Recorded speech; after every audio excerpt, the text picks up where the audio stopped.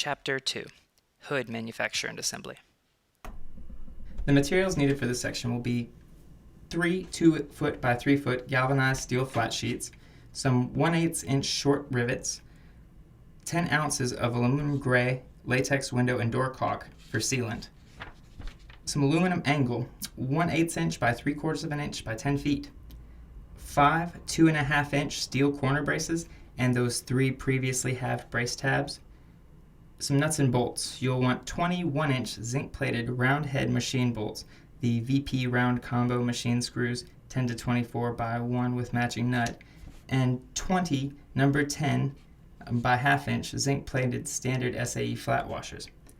You'll want a little bit less than 2 feet of the picture hanging wire we've been using, and 3/4 inch by 3 inch zinc plated solderless hitch pins.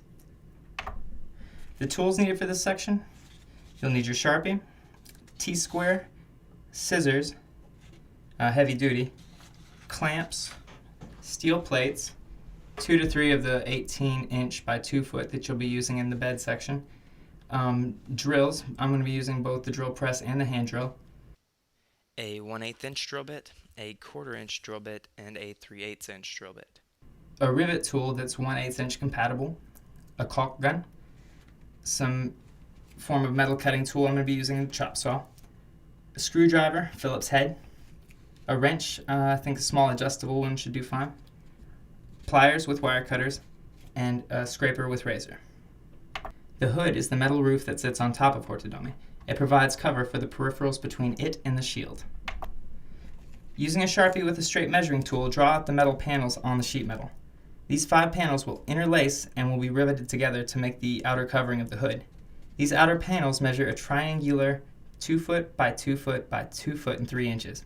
Since our flat sheet is 2 feet by 3 feet, just use the 2 foot side to begin your triangles. I approximate the intersection from each corner, making small dots until I've found the right point. After I've drawn my 2 triangular panels per sheet, I can add the interlacing tab by drawing a line from the triangle's point down to the edge of the sheet. I marked back toward the panel a few degrees, but I'm not sure it's necessary. If there's any excess, it can be removed fairly easily later on. Next, I use my heavy-duty scissors to cut out the panels. You can use any variety of tools to cut the flat sheet. I just found my scissors convenient and adequate. Next, we're going to put a minor break or bend in the panel. There are, of course, a number of ways this can be performed.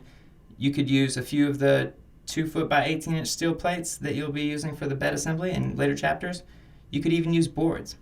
Clamp your flat edge down along the tab line of the panel and put a gentle break into each of the panels, putting pressure down and into the break, only bending for a few degrees, and make sure all the breaks are going in the same direction on each panel. Next, we're going to rivet the panels together.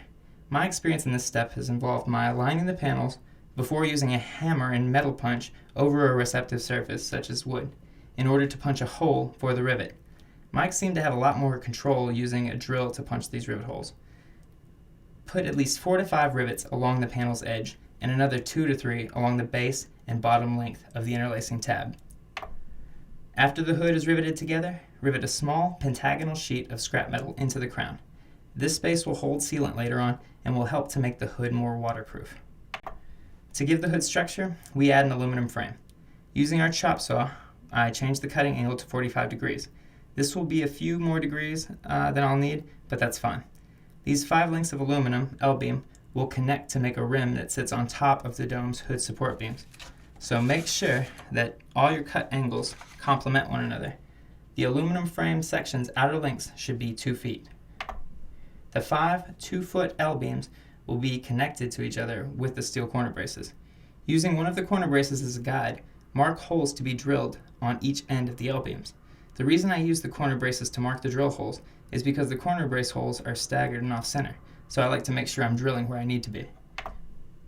We use a drill press to drill the holes in the aluminum L-beam. Attach the aluminum beams with corner braces and all the necessary machine screws, washers, and nuts, gradually bending open to shape a pentagon. Place the aluminum L-beam frame inside the metal hooding and adjust to fit. Wire the frame into the hood near the corners of the frame.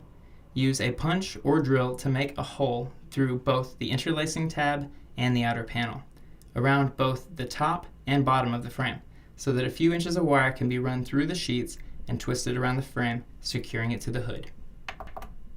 Also, attach the 3 halved corner braces as hood latch tabs. These tabs are oriented at opposing corners in such a way that if the forward hitch pin is removed, the hood can be rocked back on the 2 rear hitch pins. Now that the frame is mounted in the hood, inject metal colored sealant into all the seams. If you're as bad at this as I am, don't get too stressed out. After it all dries, it can be sliced and scraped off fairly easily with a razor. The hood mounts to the dome using 3 solderless hitch pins that attach to tabs on the hood frame as well as the dome's hood support beams. Drilling the holes in the hood support beams is something I like to do after I've mounted the hood and see how it fits. After adjusting the hood support beams and finding the best fit for the hood, I mark both the holes for the entrance and opposing exit for each of the 3 pins before removing the hood. Tip the dome on its side and drill the 3 necessary pinholes with a drill. Place the hood back on top of the dome and slide the 3 hitch pins in to latch. And that concludes the hood manufacture and assembly portion of the DIY Hortodomi instruction.